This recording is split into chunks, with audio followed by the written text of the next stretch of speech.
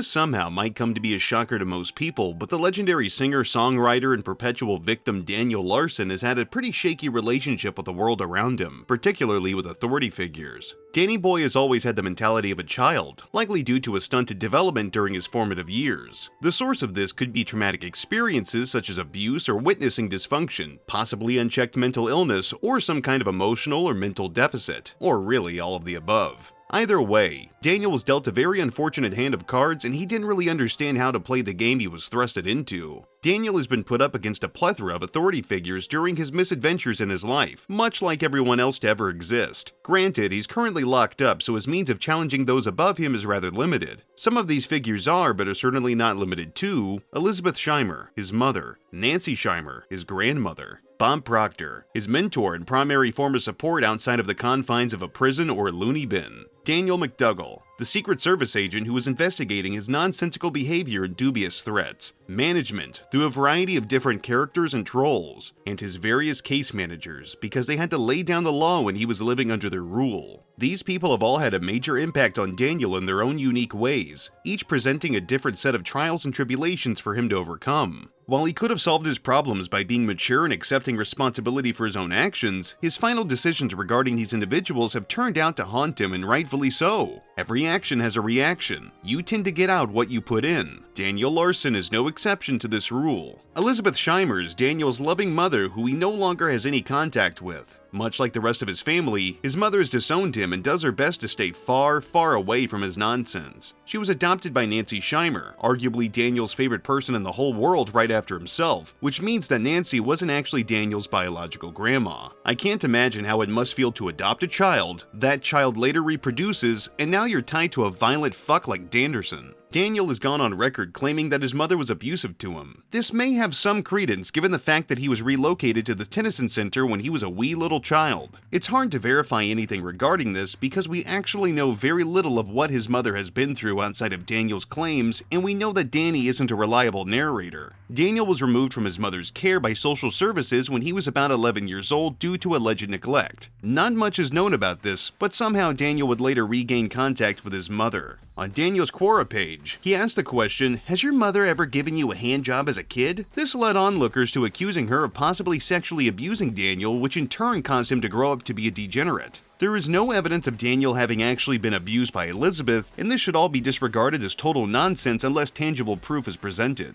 On February 8, 2016, Elizabeth made a Facebook post where she announced that she was paralyzed from the breastbone down. This, for obvious reasons, means that she was now restricted to a wheelchair. Daniel would later exploit her being disabled, because that's just the type of person he is. On November 6, 2017, at the ripe young age of 18, Danny struck his mother. He was arrested and charged with third-degree assault, landing him a 45-day jail sentence for battering his mom. This arrest happened prior to Daniel's infamy online, meaning that he's always likely been a violent little weasel. I get sometimes people get into fights, we've all been there, but to strike your own paralyzed mother? I mean, what the fuck is up with that? He claimed that his parents beat him with belts for 15 years, abusing him relentlessly his entire life, not giving any real evidence for his claims, but rather his own justification for attacking a family member. It's clear he feels no remorse for his bullshit, acting as if she deserved what she got. He's since claimed that the case was lifted after he took action against the courts, but given the fact that his charge is still readily visible to view online, he's full of shit. After basically 15 years of my parents hitting me with belts, my dad asking me to smoke cigars as a child, I decided to push my mother out of the way one time when she cornered me when I was 18. And they called that assault, and I went to jail for 45 days. But if my mother was the one that was abusing me my whole life and never got in trouble, and I did one thing to her and went to jail for 45 days, I did one thing, she did like 150 things. She should be the one to get the blame. In the end, God has the golden rule, treat others the way you want to be treated. So she actually well deserved that one thing for what she did. I took this to court and I told them, believe it or not, they lifted the case because they listened to me. My mother still doesn't have a restraining order and she should. It pisses me off that I get treated better by celebrities than my own family. Better by my own fans than my own family. I'll be creating 3 movements. Stop abuse towards people with disabilities. Treat others the way you want to be treated.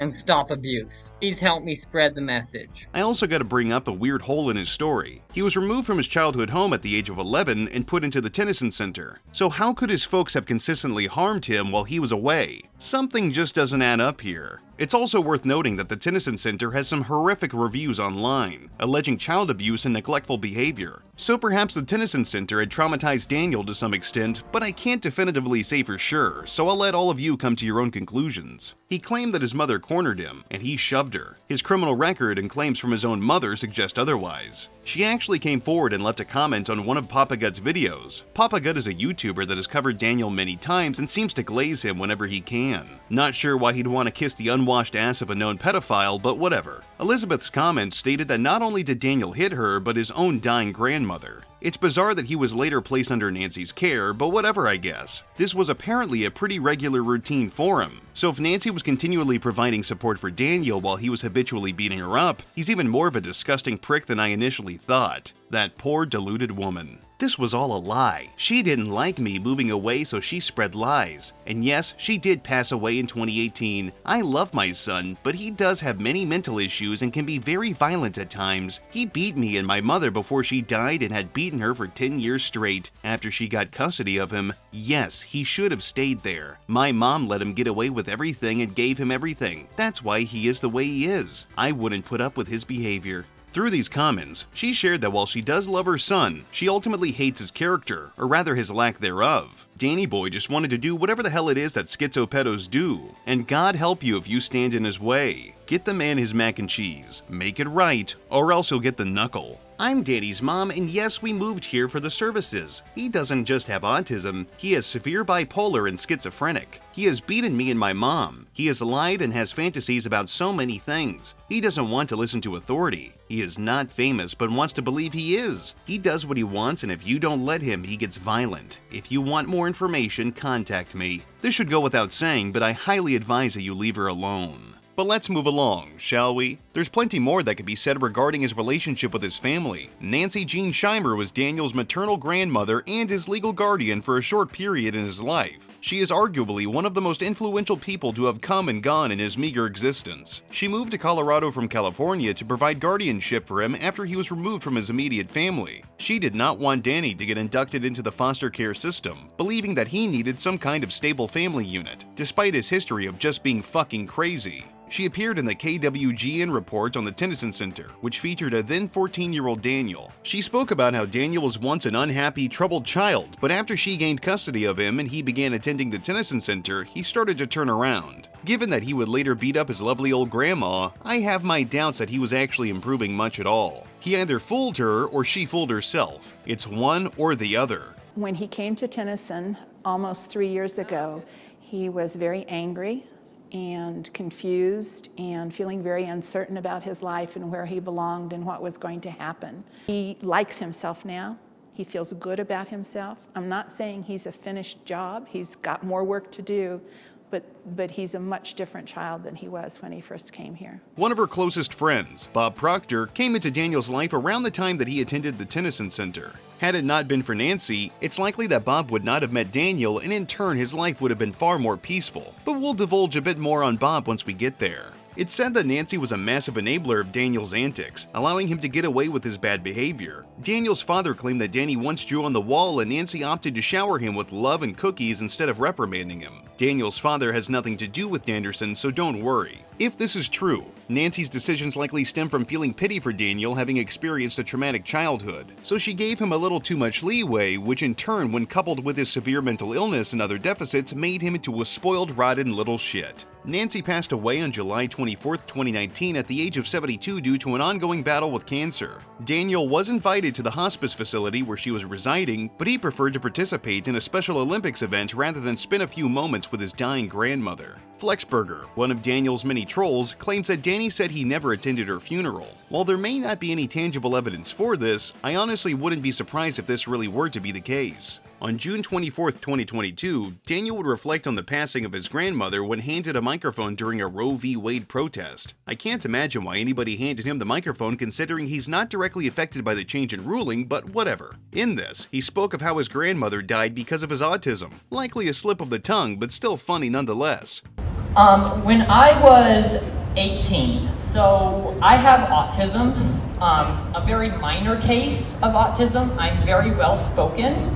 So because of my autism, my grandmother passed away of cancer in 2019.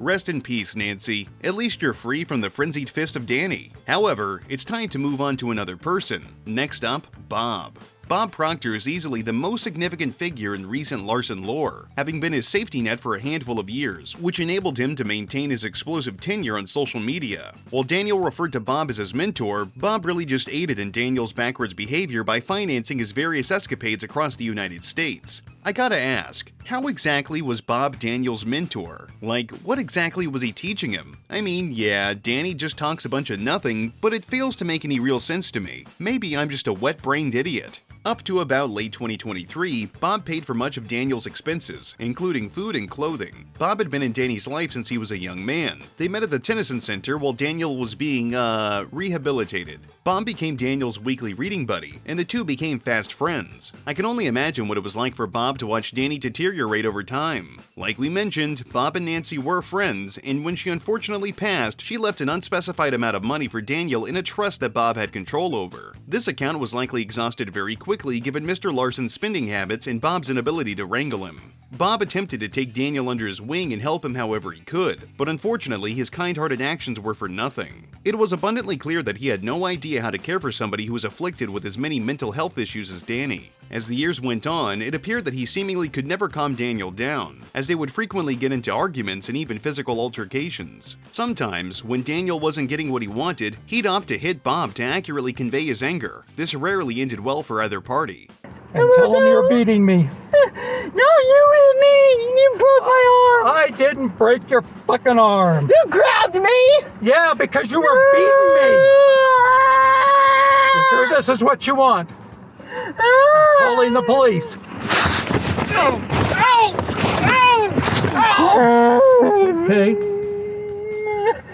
No, you're not helping me. You're not helping. You're hitting me. But you're not helping me. The motel threatened to kill me. Despite this, Bob was giving Daniel about $1,000 a month and taking him out to dinner whenever he could, or rather whenever he could stomach Daniel's shit. Danny would piss away any cash given to him on pointless nonsense like tech accessories, such as headphones and tablets that he would inevitably break, and of course junk food and adult toys. All of the stuff you need to survive. Even though Bob was without a job and likely had to tap into his retirement fund, Daniel did not give him any wiggle room. He just kept using him until he couldn't anymore. On top of this, Bob financed Daniel's illustrious music career, paying for his studio time and the creation of his god-awful songs. By December of 2023, Bob had attempted to finally cut Daniel off for good, leaving Danderson on the streets for Christmas. Danny Boy wanted his money and easy access to junk food, so as expected, he had a tirade on TikTok, which led to him calling a wellness check on Bob. The officer who performed the check informed Daniel that Bob did not want any contact with him. However, since Danny is now in custody of the law and is currently rotting away in a facility, it's entirely possible that Bob has kept contact with him during his prosecution. At least it wouldn't shock me anyway, as it's been demonstrated time and time again that Bob has a soft spot for the toothbrush fiend. It is Christmas 2023 and I have called 911 to do a wellness check on Bob. The officer has told me that he is on site. It is Christmas 2023 and I just spoke to the police officer that did the wellness check on Bob, and the officer said Bob wants zero contact with me. It is Christmas 2023 and apparently Bob is alive, according to the police. I'm doing absolutely nothing. Okay, it is Christmas 2023, and I am doing zero celebration, and I will be on the streets for the next 3 weeks. I don't know why Bob is doing this. He's turning on and off his phone, playing with my emotions. I fucking hate this. I hate this. Bob is being a bitch. Oh, fucking hell, bitch. I will fucking murder Bob. I will fucking have him fucking murdered. Oh, fuck, it's cold. Holy. Even though Mr. Larson is known for having an on-again, off-again relationship with law enforcement and the government in general, Danny Boy had yet to meet his match until Daniel McDougall entered his life. Daniel McDougall was a Secret Service agent that was assigned to a handful of cases regarding Daniel's incidents and the many dangerous threats made by him. McDougall was a special agent with the United States Secret Service from 2010 to 2024, after serving only 2 years as a police officer in Charlotte, North Carolina. He was assigned to the Denver field office in July of 2020, where he worked on cases related to fraud in small businesses and economic injury disaster loans. When McDougall entered the Larsonverse, many onlookers questioned the legitimacy of the Secret Service being in contact with Daniel. However, they shouldn't have been surprised considering what their favorite singer-songwriter was saying online, namely making bomb threats directed at the White House. This message is to Grace. Grace is a fucking n***er and a hater, and I will always hate her now because of what she did. And yes, I will bomb the White House.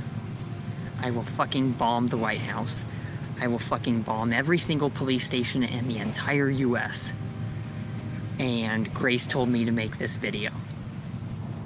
Train to Union Station departing in 1. Larson confirmed that he spoke to McDougall in private several times, even sharing screenshots of text messages that the two exchanged. Are you lying to me? If I call Bob, is he going to confirm where you are? He wouldn't know. He's been at work all day. I can meet tomorrow in your office. Fine. 11:30 a.m. tomorrow. If you don't show, I'll be talking to the prosecutors about the possibility of charges. It's near the light rail stop. Okay, don't delete anything off your phone. I want to get evidence of the trolling and harassment you've been getting and the communications with the person claiming to be Grace. Okay. I gotta admit, I love the way you spelled his name here. During the dog saga, where Daniel adopted a canine he named Music that he would routinely neglect, Larsonians and dedicated watchers were horrified that not only was Danny allowed to adopt an animal, but he was clearly unfit for the job. He was talking about feeding Music nachos, junk food, or pup cups from Starbucks, which is just a cup of whipped cream. As such, the trolls worked together to pull off a coordinated mission to rescue the endangered pooch. This culminated in a grand operation taking place on July 11, 2023, wherein trolls rescued Music and returned her to the Longmont Humane Society. Daniel had a subsequent meltdown inside of a Walmart, leading him to destroy property within the store and even trying to hijack a bus full of senior citizens, or at least that's what his wiki says. I have a hard time believing he was actually going to try to commandeer a big piece of machinery like that. At most, he likely just caused a scene on said bus. Daniel was held for only a short while, eventually being released from police custody. He proceeded to call 911 to make threats against the White House, resulting in Daniel spending a week in a psychiatric ward. Sometime after the July 11th incident, on August 30th, 2023, Daniel ran a livestream called Daniel Larson on his way to meet up with the investigator. This was a mostly unremarkable livestream, except for when the ending finally rolled around, as two suited agents can be seen near the end of the video feed requesting that Daniel cut the stream, which of course he obliged. While there is no direct confirmation that McDougall was one of the feds talking to Danny, it is at least a safe assumption. When Daniel was taken into custody on April 30th, 2024, it was revealed that McDougall was the one who had him arrested, and for good reason, as Danny got charged with 6 counts of use or threatened use of explosive, each count carrying a maximum sentence of 10 years imprisonment or a $250,000 fine. A second charge, being interstate communication of threats, carries a maximum of 5 years incarceration and, surprise surprise, another $250,000 fine. The July 11th kerfuffle and his behavior that followed ultimately landed Danderson an indefinite stay at a mental health facility, as he was deemed incompetent for trial. Several trolls have attempted to impersonate Daniel McDougall with varying success, but it should be noted that while it's a bad move to impersonate real people, it's even worse to impersonate a Fed. Shit like that just muddies the water and could probably get you some uncomfortable FaceTime with a government official. You'd think that despite Daniel's excessive untreated mental illness, he'd have an understanding that you can't attack or threaten to harm an officer of the law, especially those who work for federal agencies. For example, on Christmas night 2023, Danny Boy threatened to have McDougall taken out because he was mad that Bob didn't pick him up for a holiday dinner. I will fucking have Daniel McDougall fucking killed. I mean, really, what the fuck did he expect to happen? Everyone knows you can't fuck with the government and not get fucked with in return. Maybe he thought his alleged celebrity status would keep him safe from prosecution, much like many famous people before him. According to the Daniel Larson Wiki, as of April 30th, 2024, Daniel McDougall is now part of the Joint Terrorism Task Force under the FBI. While I couldn't find any specific evidence of this, I think it's safe to assume that the wiki is mostly accurate, but take that information as you will. While he may have tried to build a persona of some kind of singer-songwriter celebrity, Daniel is truly anything but. However, these delusions would not have been as pervasive if not for the involvement of management. Throughout the years, Daniel has been led astray and generally toyed with by a collection of trolls that only wanted to cause harm to him through means of harassment and obfuscated narratives that ultimately went way over his head. I mean, let's be real here. Considering Daniel's track record, can we really blame anybody involved for wanting misfortune to befall upon Larson? Come on, sometimes it's cool when bad things happen to bad people. Since May of 2020, Daniel has worked under 20 different managers or management teams. Daniel has been managed by the following: Fine Dining Records, Roach Records, Flexburger, Party House Records, Lil Sid, Samantha, Combotter, Jared, Quacko, Bianca, Oxus, I Wish I Had a Dad, Daniel Larson HQ, Cock Records, Platinum Elite Records, Jay, Lootbox Productions, Warren, LBI Entertainment, and Clark. While many were unsuccessful in producing worthwhile content, some such as Flexburger were able to expose Daniel's disgusting pedophilic antics while also influencing Danny to say and do stupid, ignorant shit. But realistically, it wasn't necessary for management to be involved as Daniel was fully capable of making a fool of himself without the assistance of others. While Flexburger kept his hands clean and handled things mostly in the right way, others like Clark were shitting their pants when Danny got brought down by the feds because he was visited by them as well, regarding his involvement in Daniel's antics. He walked away fine in the end, but if you play in mud, you get dirty. It doesn't get much simpler than that. Most managers were just unfunny weens or cringe gatekeepers who wanted to shield Daniel from criticism or, conversely, keep him all to themselves. I just can't imagine why Daniel was treated as a hot commodity, but Zoomers are consistently stupid, so I guess it should be expected. Most managers dropped their flags quickly once they learned how deeply troubled Daniel is. The tensions rose too high, or they got doxxed. People with power obviously come from a range of different backgrounds and levels of importance in Daniel's fragile little world, but aside from his trolls and immediate family and friends, another selection of authority figures that held significance in Daniel's life were his actual case managers. Danderson had about 6 or so case managers. Most of them are not worth looking into, except for the one that got the best results out of him, Jonas. Jonas operates a group home in Colorado, and he unfortunately had the displeasure of housing Danny Boy when his lunacy was really taking off. At the time of Daniel's tenure in Jonas's household, he'd often create meaningless little videos where Jonas could be seen in the background, attempting to manage a house full of mentally impaired individuals. Jonas takes his job seriously and does what his role requires him to do. This also includes providing meals for his guests. Macaroni and cheese appears to be his meal of choice, likely because it's cheap to buy and easy to prepare. On one fateful day, Jonas served Daniel some of his famous boxed mac and cheese. At the request of Danny, Jonas left the house for a bit and Daniel began to consume his meal of processed fake cheese powder and gummy noodles. Unfortunately, the mac was allegedly poisoned, being tainted with jalapenos, unidentified dark bits, possibly containing ranch or honey mustard, and even canola oil. While yes, none of this shit really makes any sense, Daniel was convinced that Jonas was trying to poison him. This tastes like cow piss. I want to know who the fuck put jalapenos in this. I know why this tastes different. It's got something in it that's like sour as well. And if you look, it's got like little things in it. I don't know what it is. Well, that makes a lot of sense. We don't have the fucking milk. So the asshole care provider didn't do the fucking milk. Like, I'm going to be straight up serious. Why does the mac and cheese taste a lot like ranch, but with like a tangy taste? Like, that doesn't make any sense. The mac and cheese tastes more of like honey mustard, which is really weird. And if you look, bingo! I want to see how much honey mustard they actually use. You can see actually a little bit of a line how much has actually been used.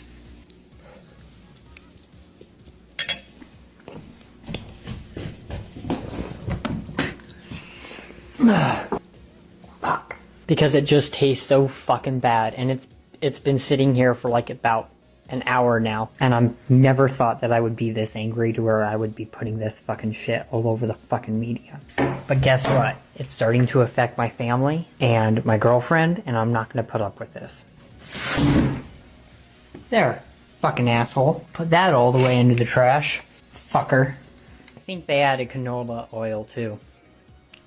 which is why it tastes so fucking bad. From this point forward, Daniel convinced himself that Jonas was routinely attempting to poison him for an unspecified reason. Maybe Daniel had a guilty conscience. I don't know. Daniel made it abundantly clear that he did not like Jonas at all, often recording himself causing a scene in the house when Jonas was out, or accusing him of having harmed him during what I can only assume is a one-sided baseless argument. Daniel viewed Jonas as a sort of tyrant that bossed him around and had complete control over his life, seemingly ignoring the fact that case managers and care providers are there to be an authority over you and help you navigate life as you attempt to get it back on track. But, if things don't go the way you want them to, lying about being attacked is always a viable option. Daniel is no stranger to recording people he feels are a threat to him, and Jonas certainly was no exception to Danny's perception of reality, being on the receiving end of a teary-eyed and one-sided screaming match for TikTok views. Trying to hit me! No! What? Get off me! Get off me! If you try to hit me one more time, bitch!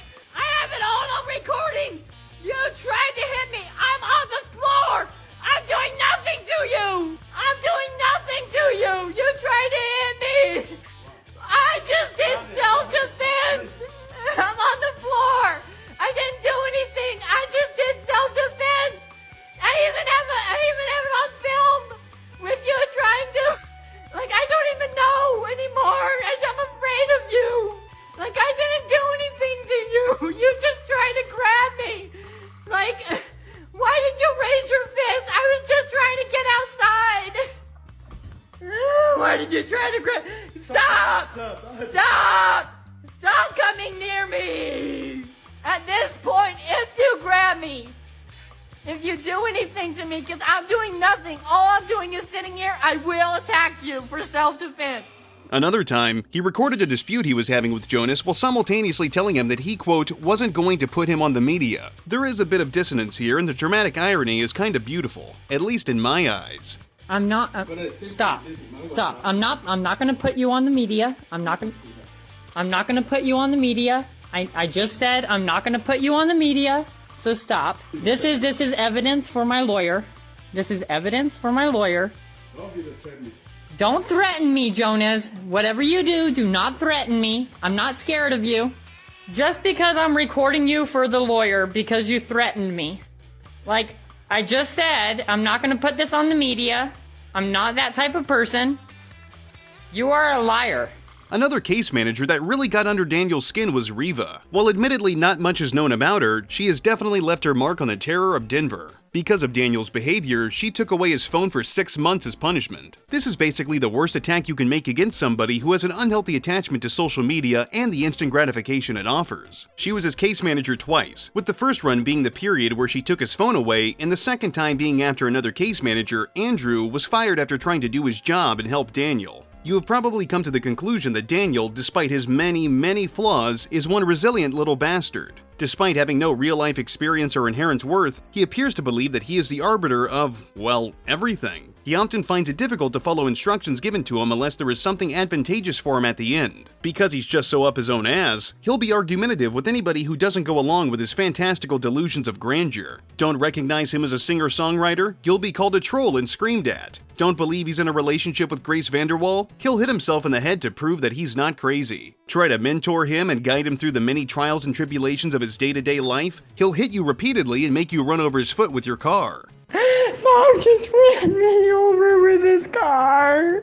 Meltdowns are his tried and true method of getting the attention that he feels he so rightfully deserves. Most, if not all, of his recorded tantrums have occurred either due to negative interactions with his trolls, or because he didn't get whatever stupid little thing he wanted. His mentality is in line with a young child who throws tantrums whenever they can't have candy. He mentally regresses to the very thing he's so attracted to. I can only imagine how prone he must be to losing his shit while he's been locked up. Granted, while he's an inmate, there's some significant barriers preventing him from going into an all-caps rage, but there's undoubtedly incidents that happen from time to time. We've spent a good amount of time talking about the finer points of Daniel's interactions with authority figures and governing bodies, but how can we approach this from a different angle? I feel the best way to round this video out is to dissect what Danny would do if he was an authority figure over other people. What exactly would Daniel do in this situation? Would he be a good fit for such a prestigious role, or would he succumb to the hostile influences of the world around him? In the year of our Lord 2020, when the United States was on the brink of socioeconomic collapse due to all of the excitement happening around the world all at once, Daniel announced on July 14th that he was running for president of the United States of America. Considering how many degenerates work in big business and in the government, why not Daniel? His policies, while simple, were easy to understand and straight to the point. He wanted to secure America's borders from foreign attacks and invaders. He wanted to bring Americans together to rebuild the nation to its former powerful patriotic glory. And of course, most importantly, he wanted to make trolling illegal. I just can't imagine why he, out of all of the people in the world, would want trolling to be punishable by prison time. But we're just gonna have to ignore his degeneracy in favor of stopping the mean bullies on the World Wide Web. But he wasn't just your run-of-the-mill, flimsy, hypocritical presidential candidate. He was worse. He's horrifically racist unless the situation requires him to be moderate on his views of the races. However, he claimed to be a leftist of sorts. And while he did hold some left-leaning values, he also demonstrated an affinity for conservative ways of thinking. It's not like either side is much better than the other, so why not just mishmash them into an amalgamation of shit? When Americans had to decide to throw their votes away in the year of 2020, they decided that despite Daniel being as good a pick as any for the leader of the free world, they preferred Joe Biden and Kamala Harris over the likes of Daniel Larson and Donald Trump. I suppose trying to pick the shiniest of however many polished turds will always lead to some kind of disappointment, but there really is no winning these days. All things considered, regardless of how you feel about whichever political party and who ultimately won, the American people are far better off not being led by somebody who shoves toothbrushes up their pooty hole. Grace, I want to drink your pee. At this point, I think you now fully understand how Daniel Larson responds to authority and how he'd perform if the opportunity to reign tyranny ever arose. There's no doubt about it. Daniel is downright evil and cannot be trusted around vulnerable people. He can also not be wrangled via usual means. He's a lost cause, and being kept away from the public is the best thing for society and himself. While we are unlikely to see him again, at least anytime soon, I have no doubt that the American system will fail just like it always does, and Daniel will hit the streets yet again to get right back to business, and the cycle will begin yet again. This isn't his fault, but rather how backwards the system really is. Daniel in some way will always be a terror to those in his immediate vicinity, and he should not be released by any means. As hilarious as he can be, there is nothing to gain by letting him roam the world without consequence. If you're going to take anything away from this video, I hope it's that Daniel is absolutely batshit insane, and the people who routinely interacted with him only enabled his dangerous behavior. His current state of affairs would have been a lot worse if the government hadn't finally gotten off their asses and done something about him. All in all, America is just a little bit safer. Just a bit.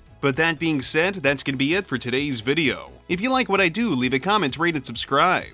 If you want to support me in a more personal way, you can check out the Patreon link and the Teespring link in the description. I've got more content coming down the pipeline. But until then, I'll see you degenerates next time.